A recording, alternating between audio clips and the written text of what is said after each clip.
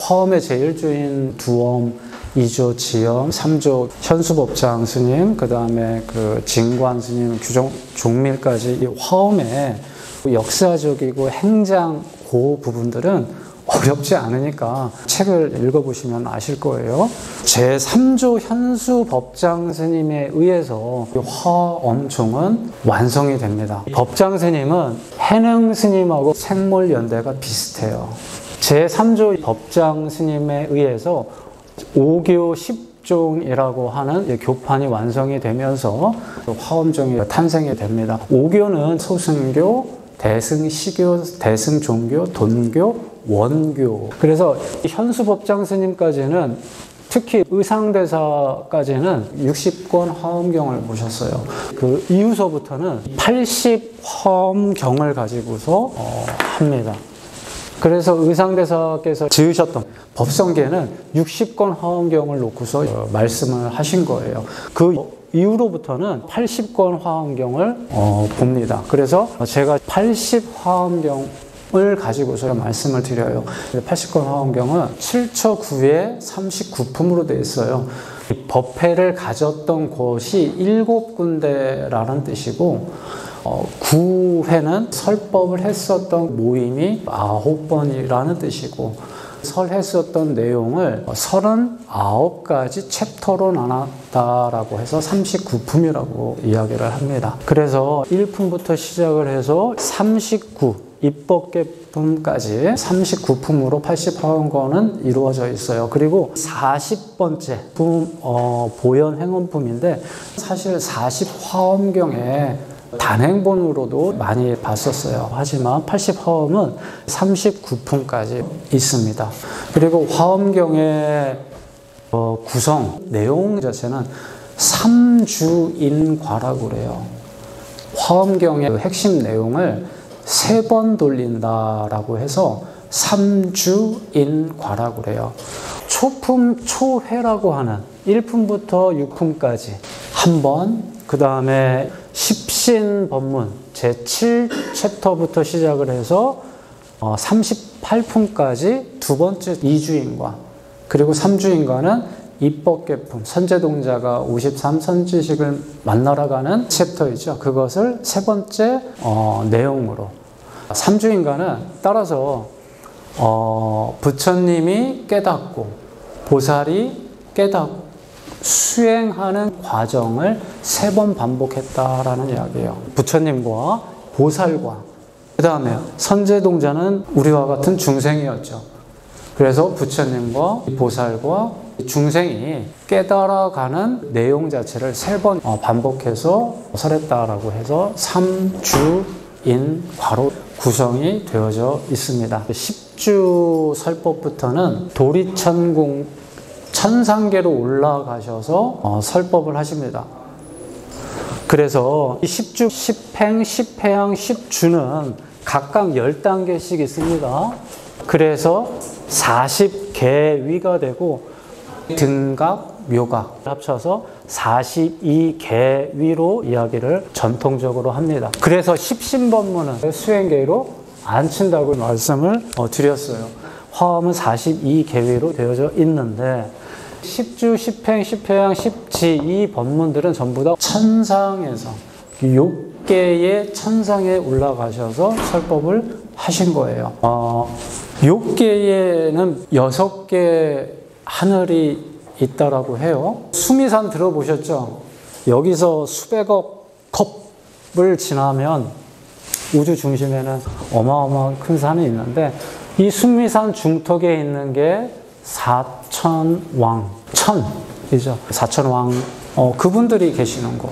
사천왕천이 있고, 수미산 정상을 도리천이라고 그래요.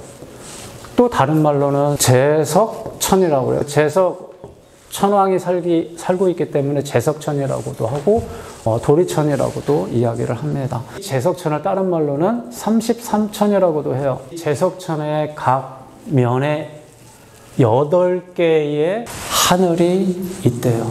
그래서 48이 32, 32에다가 그 중심, 수미산 정상을 합쳐서 33천이라고 이야기를 합니다. 그러면은 6개에서 6천이고 그 위에 불교에서는 색계가 있죠. 무색계가 있고 종류별로 6천이 있고 색계가 있고 무색천이 있는데 합치면 28개의 천이에요. 그래서 사찰에서 저녁 예불 볼 때 28번 타종하잖아요. 이것은 3개의 대고소 하는 거죠. 소리로서 중생들한테 깨달음을 주기 위해서 타종을 28번 합니다. 도리천, 그 다음에 야마천, 그 다음에 도솔천, 그 다음에 화락천, 그 다음에 타화자재천입니다. 초의 6품과 십신법문은 지상에서 설법을 하고요. 사천왕천에서는 화엄경에서는 설법장소가 아니에요.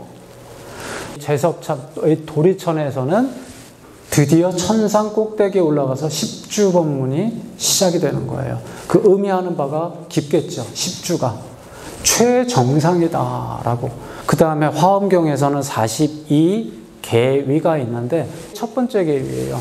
여기에 정상이 있다. 초발심실, 변, 정, 각의 의미가 있는 거예요. 그리고 야마천 역시도 화엄경의 설법 장소예요. 그리고 도솔천, 당연히 10회양 법물이 도솔천에서 이루어집니다. 그리고 화락천은 설법 장소가 아니에요. 마지막 최정점에 있는 타화자재천, 여기에서 여러분들이 알고 계시는 십지 법문이 최상 꼭대기에서 이루어집니다. 그리고 나서 등각, 묘각, 깨달음을 이룰 그러한 법문들은 클라이막스 찍고 다시 내려와요. 지상으로 내려와요. 지상으로 내려와서 설법을 하십니다. 등각, 묘각, 말씀을. 의미하는 바는 상구볼이 딱 끝냈으면 허화중생을 해라라는 이야기, 지상으로 내려와서.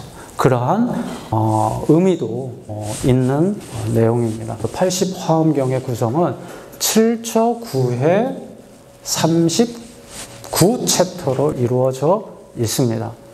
그래서 여기에 나올 것들은 다 나옵니다. 사성제품, 열애명호품, 강명각품, 보살문명품, 보살문명품에서는 연기법 이야기하고 광명각품에서는 부처님의 뜻을 나타내주고, 사성제품에서는 부처님의 말씀하셨던 구업에 대해서 이야기를 하고,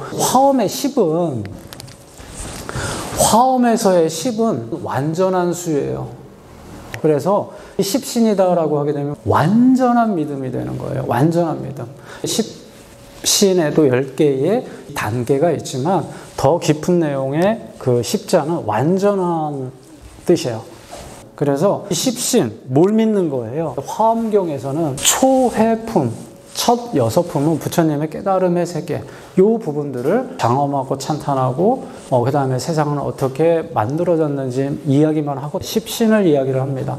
화엄경의 가장 중요한 대목이에요. 수행계의에는 들어가지 않지만 십신이 가장 중요합니다. 그러니까 맨 앞에다가 배치를 해놨겠죠. 화엄경에서. 이 십신, 완전한 믿음은 부처님의 명호, 부처님의 법신, 부처님의 법신을 믿고, 그 다음에 사성제품은 말씀하셨죠. 부처님의 신구, 말씀의 업, 그 다음에 부처님의 뜻의.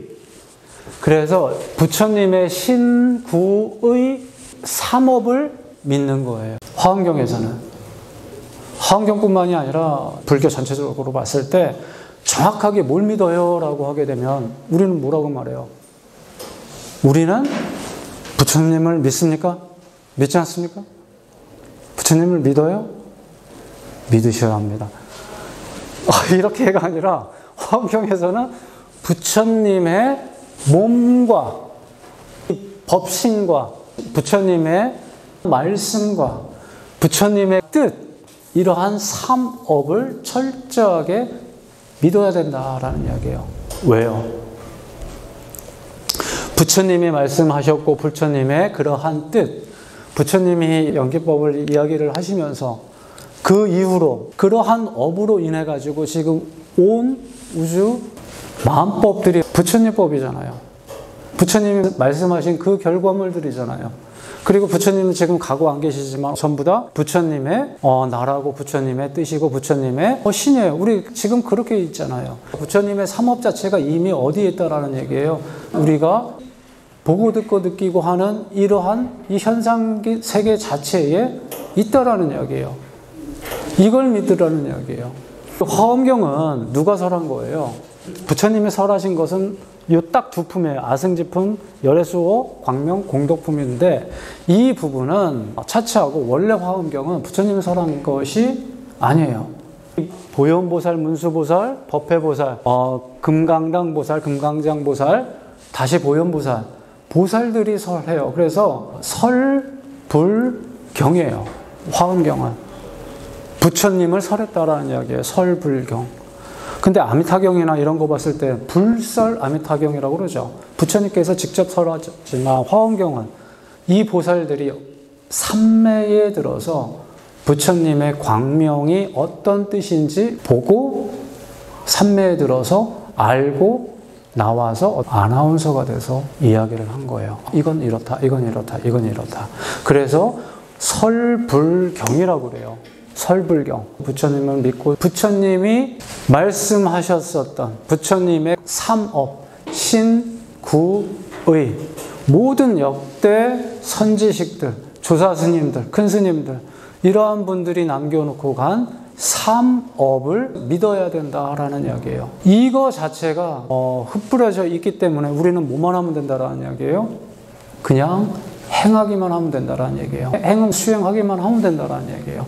이때 수행은 점차예요. 그래서 신구의 삼업 자체가 이미 이 대지에 전부 다 구족되어져 있다라는 이야기예요. 그래서 부처님은 화엄경에서는 비로자나불이 되어져서 설법을 하셨어요. 화신불, 응신불로 설법하신 내용이 아니에요. 전부 다 빛으로서 부처님은 설하셨기 때문에. 그래서 주불은, 원불은 비로자나불의 화엄경에서는 비로자나불의 신구의 원력, 본 원력과 부처님의 위신력과 문수보현 이러한 보살의 행, 수행으로 구족되어져 있다라는 이야기예요. 그러면 우리가 기도하고 참선하는 것들은 타력이에요, 자력이에요?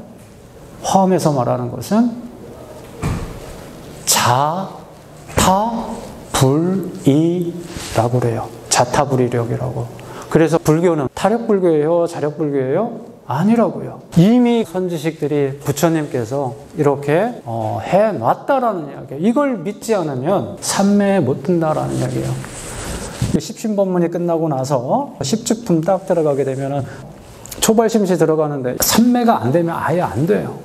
그래서 신구의 삼업 자체가 비로자나불의 원력과 대원력과 부처님의 위신력과 우리 중생이나 보살들이 하는 행원력으로, 그래서 타력과 자력이 함께 되어지는 그러한 수행, 기도, 이게 불교에서 이야기를 하고 화엄에서 이야기를 하는 겁니다. 그래서 불교는 자력 종견이, 타력 종견이 그런 거 아닙니다. 자타불이력이다라고 그래서 타력과 자력 동시에 쓰는. 그래서 우리가 내가 참 잘해가지고 기도 잘 됐네, 참선이 잘 됐네 라고 하는 것은 이미 그 속에 비로자나 부처님이나 부처님의 삼업이 이미 깔려져 있다라는 이야기예요. 그래서 우리는 하기만 하면 된다. 그러한 믿음을 내라라고 하는 게 십신법문의 이야기입니다. 이어서 또 하도록 하겠습니다. 수고하셨습니다.